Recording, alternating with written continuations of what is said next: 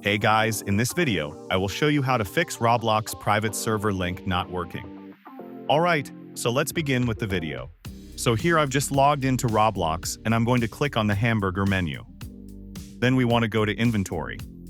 Now here from the left-hand side we'll scroll down until we see this section for private servers, and just hover over it and go to my private servers. Now here we will find the server that we want to fix, the one that isn't working. So I'll just do this one as an example test server. So click on it and scroll down here until you are able to find your test server.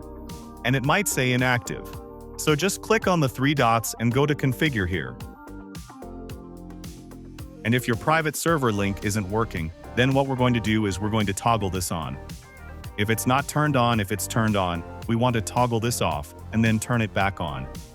Then make sure that friends allowed is checked and private server link. Here we will regenerate a new code or a new link for our private server. And now if we send this, it should work. If it still doesn't work for you, click on regenerate once more, and we will get a new code here which we can copy.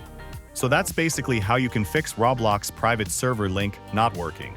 So that's all for this video. Consider subscribing if you find it helpful, and I'll catch you in the next one. Thanks.